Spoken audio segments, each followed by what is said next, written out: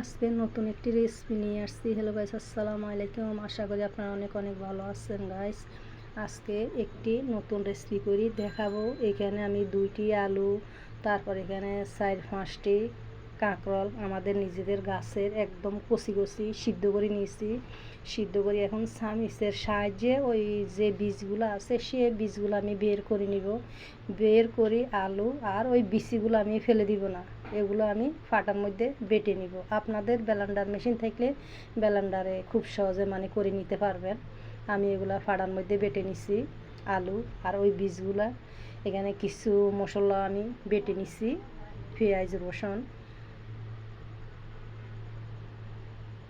তো এখানে আমি একটু হলুদের গুঁড়ি, মরিচের গুঁড়ি, ধনিয়া, জিরা, রসুন সবগুলা দিয়ে আমি বেটে নিয়েছি। কিছু আবার শস্য দিছি, দিয়ে ভালো করে মেখে এখন ওই কাঁকরোলের ভিতরে ফুডগুলো আমি সুন্দর করে আমি দিই।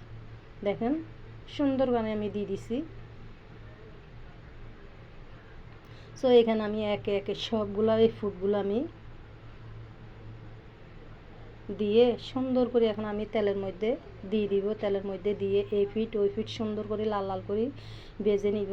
ভেজে তারপরে আবার মাই মশলা কষাই তেলের ভিতরে দিয়ে দিব। আসলে এইভাবে রান্না করি খেতে না অনেক অনেক ভালো লাগে। এই ছোট বড় সবাই এই রেসিপিটা পছন্দ করবে আশা করি আমি। কাঁকরোলটা সবসময় নিতে চেষ্টা করবেন যে কাঁকরোল কচি কচি কাঁকরোল আছে যে সে কাঁকরোলগুলো নিতে চেষ্টা করবেন। আসলে যেগুলো একদম বাতি হয়ে যায় সেগুলো আসলে ভালো লাগে না। আমি এগুলো আমাদের নিজেদের গাছের একদম কচি কাঁকরোলগুলো নিয়েছি। এখানে আমি সর্ষে বাটা দিয়েছি আর রসুন বাটা, আদা বাটা, জিরা বাটা সবগুলো ভালো করে কষায় আমি 2টি এখানে বেলুম্বা দিয়েছি গাইস। আমার রান্না প্রায় কমপ্লিট হয়ে গেছে। আমার ধনিয়া পাতা ছিল না, তাই আমি ধনিয়া পাতাটা দিতে পারলাম না।